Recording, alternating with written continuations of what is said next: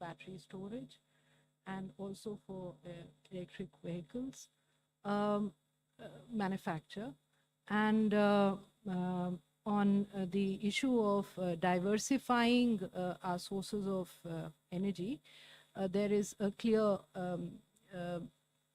push by the government to diversify. So while we are doing renewable and non-fossil fuel, but there is a move, as was mentioned in the budget announcements last year, to also look at nuclear for small modular nuclear reactors. So there is a discussion and there is a push to become more and more energy secure for India's growth.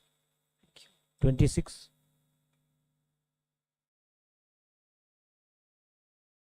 Sir, Rishabh Bhatnagar with NDTV Profit. My question is, in the Eco Survey, you've recommended private investments in for small-scale farmers. What exactly does this entail? Is this privatizing parts of agriculture?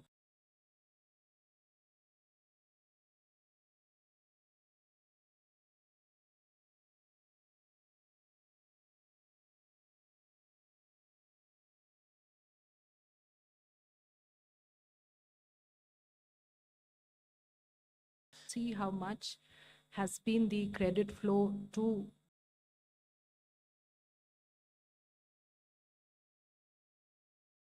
it here, which said that it's actually enhanced substantially. Also from money lenders, the traditional means of financing their investments towards institutional lending, and that has in fact from 90% that used to actually go to money lenders for their resources, it's down to less than 30%, which is much less than 30%, which is an indication that the institutional investing through, and the farmers are accessing that.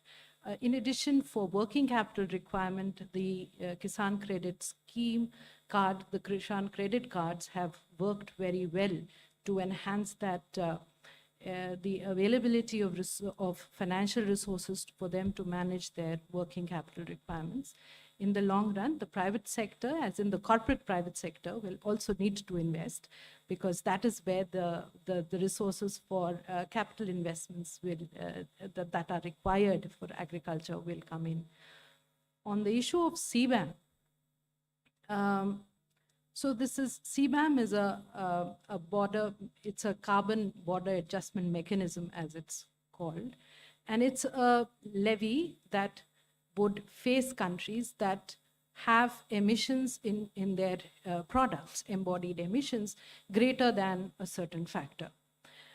It is in a way, it's a non-trade tariff measure. It's a non-tariff barrier, and it does not take into account the fact that countries like India, we are at a different level of development. So there is clearly, and we see this as a means to a protectionist means to protect the European industry, and more than just the stated goal of reducing carbon emissions, because the end result, and there are discussions on that, and there is that it would only shift the carbon emissions from, at the moment they are consuming, because they are basically importing much of steel, let's say, but by this measure, they protect their own domestic industry,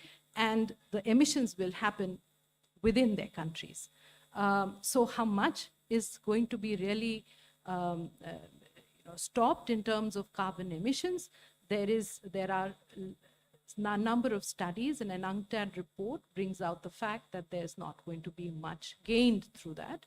So clearly a measure to protect their own industry. Thank you.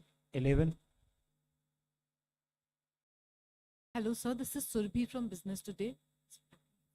So the survey has spoken about the rupee and how the dollar has gained strength over the last few years, and the rupee has still performed well, depreciating 2.9%. So do you see further depreciation of the rupee? Because a lot of analysts are speaking about, rupee touching 87 or 89. And how do you see it impacting the economy? Thank you. I think it's this foreign exchange management related question is better posed to the central bank, and unfortunately they're not here. I think the recent